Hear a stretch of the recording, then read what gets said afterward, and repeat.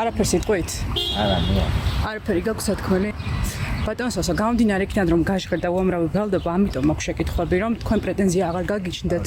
რომ კითხვა კი მესმის, მაგრამ ნახეთ, ფიზიკურ ძალადობაზეა. ყოფილ ცოლზე ძალადობაში მხილებული პოლიციის ექს-მაღალჩინოსანი მეუღლის ცემაზე დასმულ შეკითხვას ოჯახურ პრობლემას უწოდებს და ამ ყველაფერზე საუბარი მიუღებლად მიაჩნია. იოსებ სიგუას აქ უკვე ელექტრონული სამაჯური აქვს შებმული. აღარ ფლობს იარაღებს და პოსტიდანაც ახალი გადამდგარია, თუმცა სამსახურეობრივი ავტომობილით მაინც გადაადგილდება. 4 საათიანი მსჯელობის შემდეგ მოსამართლე თორნიკე ქოჩქიანმა 25 წლიანი სტაჟის მქონე პოლიციის ჩინოვნიკი ცოლზე მოძალადედ მიიჩნია და განჩინება გამოსცა, რომ მასზე ელექტრონული ზედამხედველობა განახორციელონ. პოლიციის პოლკოვნიკს ყოფილ მეუღლესთან 600 მეტრის რადიუსზე მიახლოება ერთი თვით აეკრძალა. გაჟღერდა ინფორმაციები, რომ ხორციელდებოდა ძალადობრივი ქმედება წლების განმავლობაში. არ არსებობს კონკრეტული მოწმე, არ არსებობს რაიმე სახის სამედიცინო დოკუმენტი, არ არსებობს თუნდაც ფოტოსურათი, რომელიც ასახავს ხელზე არსებულ დაზიანებას. არც ერთ ეტაპზე ადმინისტრაციული საქმის წარმოების ფარგლებში მსხვერპლის სტატუსის მატარებელ პიროვნებას, ამ შემთხვევაში სოფიო სიგუამ დასრული პასუხისმგებლობით ვაცხადებ, რომ მის მიერ გაჟღერებული ინფორმაცია არ შეესაბამება მტკიცებულებებს. შესაბამისად, მის მიერ გაჟღერებული ინფორმაცია არის მხოლოდ პატივისა და ღირსების შემლახავი. ვიდრე გადაწყვეტილებას მოისმენდა იოსებ სიგუა მძიმე ბრალდებებზე თავის მართლებას სასამართლოს ხტომათა დარბაზში ცდილობდა. მოსამართლეს არწმუნებდა, რომ მეუღლე მის წინააღმდეგ ყველა ბრალდება გამოიგონა. მოტივი ქონებრივი დავა. დებაზე წამოდიო, თავაზობა რატო რაღაც ავტოფარახები დაიდოვეო რაღაცა იმო ძალიან ცუდად მოყავს წადით უთხარი, რომ ეს აღარ ვერ მოვიდები ავტოფარეხი დავიდოვო. ანარჩენი უნდა მოაფორმო სიუჟეტი ოღონდ მაინც გავა, იმიტომ რომ უკვე მისული არის და ნათქვამი. სულ გადაგზანდებოდი სიუჟეტი უნდა გავიდეს, თუ ესეთი რაღაცა ჭირში მომისხოს, თუ კიდე უნდა დაგზიანდე, რატო უნდა მოხდეს, უნდა გადმოაფორმო.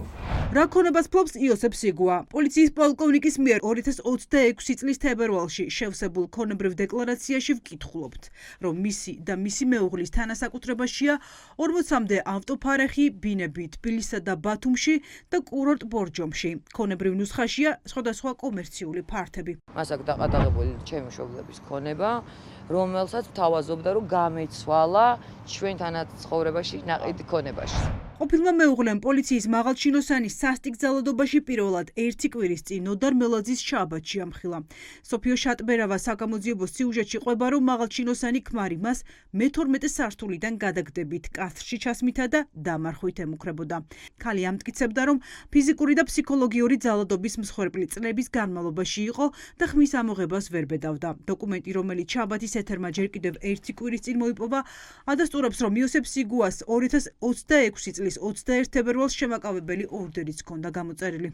წარსულში, არც უახლოეს პერიოდში რაიმე სახის ფიზიკური, სიტყვიერი ან ფსიქოლოგიური ზემოქმედება იოსებ სიგუას მხრიდან არ არის დაფიქსირებული. ასეთის არსებობის შემთხვევაში ვერწმუნეთ იქნებოდა მინიმუმ 1 მტკიცებულება მაინც, მინიმუმ 1 პირი. ბატონო იოსებს ხო ქონდა შემაკავებელი ორდერი გამოწერილი, რაზეც იოსების მიმართ შემაკავებელი ორდერის გამოწერა არ ნიშნავს იმას, რომ მის მიმართ შემაკავებელი ორდერი გამოიცა. შემაკავებელი ორდერი გააუქმა სასამართლომ. სიუჟეტის ეთერში გასვლის შემდეგ სიგუა შინაგან საქმეთა სამინისტრომ ჯერ დააწინაურა.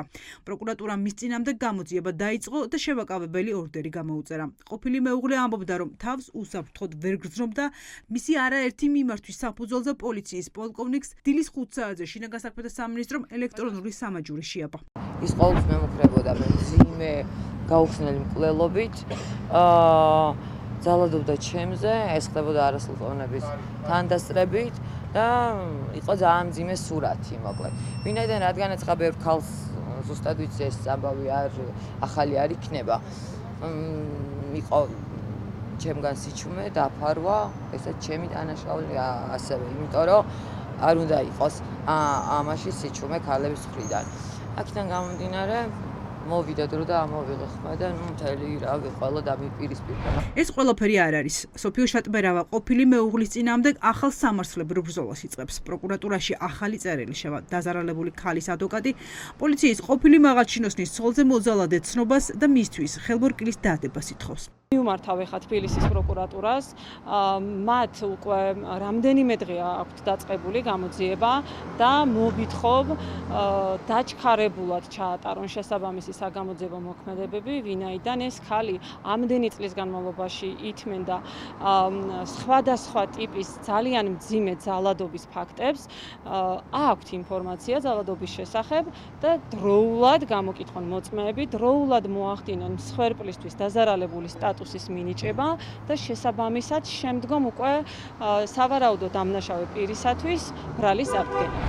მსხვერპლი ქალის წინააღმდეგ სამართლებრივი ბრძოლა დაანონსა პოლიციის ყოფილი მაღალჩინოსნის ადვოკატმაც. შვილების დედას იოსებ სიგუა ღირსების და რეპუტაციის შელახვისთვის უჩივის.